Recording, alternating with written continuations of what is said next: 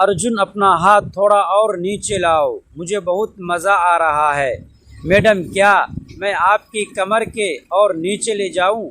हम ज़रूर। उस दिन मुझे मज़ा लेते वक्त काफ़ी सुकून मिल रहा था, लेकिन फिर कुछ ऐसा हुआ। रात का समय था, हवेली के चारों ओर सन्नाटा पसरा हुआ था। खिड़की से हल्की हल्की बारिश की बूंदें कांच पर टकरा रही थी। कमरे में एक मध्यम रोशनी जल रही थी। निधि मल्होत्रा 35 साल की, घने लंबे बाल, कसी हुई कमर और नशीली आंखें। उसका पति करण हमेशा के लिए बिजनेस ट्रिप पर जा चुका था। निधि अब तन्हा थी।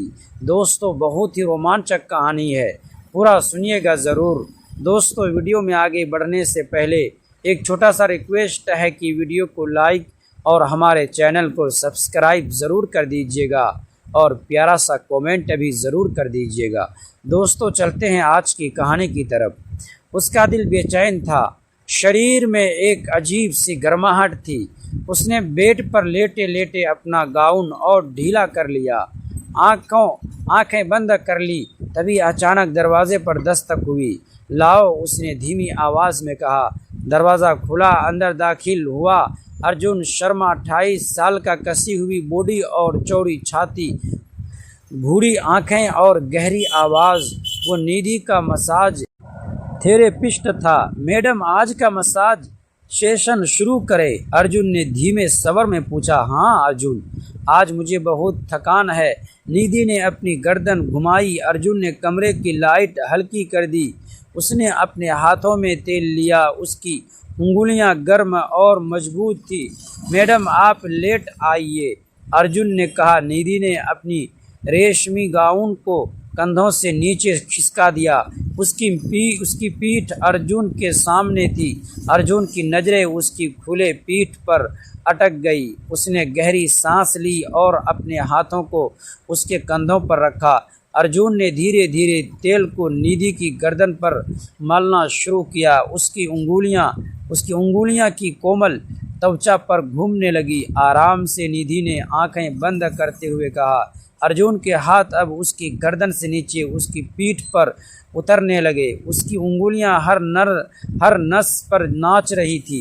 निधि के होठों से हल्की सिसकी निकली। आपकी त्वचा बहुत मुलायम है मैडम, अर्जुन ने धीमे स्वर में कहा। और तुम्हारे हाथ बहुत गर्म है, निधि ने हौले से कहा। अर्जुन के हाथ अब उसकी कमर के पास पहुंच गए। उसने निधि की कमर को कसकर पकड़ लिया। निधि की सांसें तेज होने लगी। अर्जुन और नीचे अर्जुन के हाथ अब निधि के नितंबों पर थे। उसने उन्हें धीरे धीरे सहलाना शुरू किया। उसकी उंगलियां हर नस को जगाने लगी। निधि की आंखें अब भी बंद थी।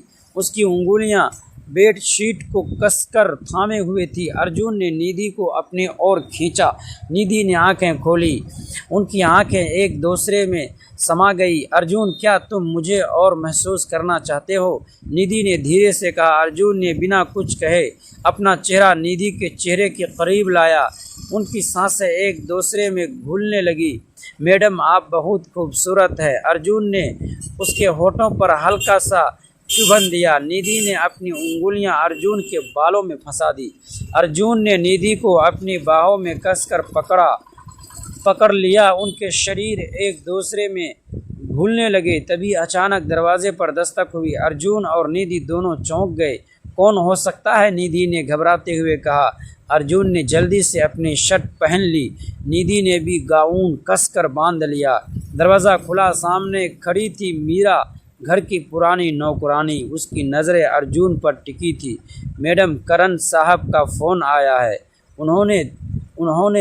मैडम, करण साहब का फ़ोन आया है। उन्होंने कहा कि वह 2 दिनों में घर आ रहे हैं। निधि के चेहरे का रंग उड़ गया। ठीक है, तुम जाओ, मीरा ने अर्जुन की ओर देखते हुए कहा। और अर्जुन जी, आप थोड़ी देर रुक सकते हैं, मुझे आपसे कुछ बात करनी है। अर्जुन ने निधि की ओर देखा। निधि ने उसे आंखों में इशारा किया। अर्जुन ने मीरा के कमरे में प्रवेश किया। कहो, क्या कहना है? रात का समय था। हवेली के चारों ओर सन्नाटा पसरा हुआ था।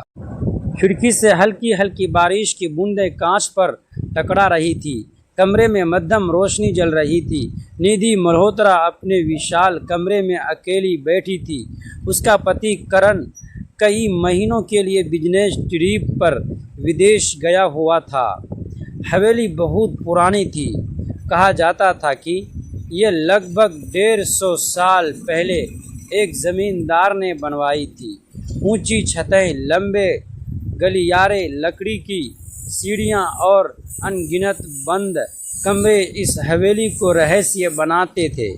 उस रात निधि को नींद नहीं आ रही थी।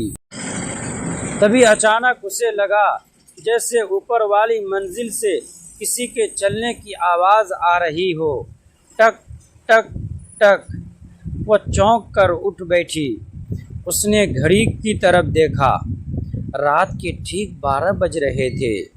पहले तो उसने सोचा कि शायद हवा के कारण कोई खिड़की हिल रही होगी, लेकिन कुछ देर बाद वही आवाज़ फिर सुनाई दी। टक टक टक। अब की बार आवाज़ और साफ थी। निधि का दिल तेज़ी से धड़कने लगा।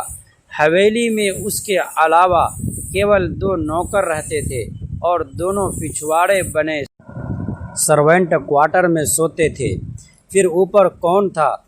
उसने हिम्मत जुटाई और कमरे से बाहर निकल आई। गलियारे में पीली रोशनी वाले पुराने बल्ब टिमटिमा रहे थे। बारिश तेज़ हो चुकी थी। बिजली चमकी तो कुछ पल के लिए पूरा गलियारा सफ़ेद रोशनी से भर गया था। उसी क्षण निधि ने सीढ़ियों के ऊपर किसी साए को खड़ा देखा। वह एक पल के लिए जड़ हो गई, लेकिन अगली ही बिजली चमकते ही वह साया गायब हो चुका था। कौन है वहाँ? उसने कांपती आवाज़ में पूछा। कोई जवाब नहीं आया। सिर्फ बारिश की आवाज़ सुनाई दे रही थी। निधि धीरे धीरे सीढ़ियाँ चढ़ने लगी। हर कदम के साथ लड़की की सीढ़ियाँ चरमराती थी।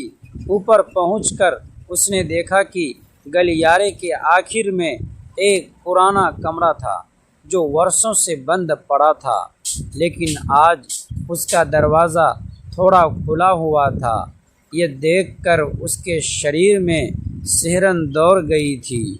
उसे साफ याद था कि वह कमरा हमेशा ताले से बंद रहता था। निधि दरवाजे के पास पहुंची। अंदर गुप्त अंधेरा था। तभी उसे कमरे के भीतर से किसी के फुसफुसाने की आवाज़ सुनाई दी। आखिर तुम आ ही गई। निधि के पैरों तले ज़मीन खिसक गई, क्योंकि वह आवाज़ किसी अजनबी की नहीं बल्कि उसके पति करण की आवाज़ थी।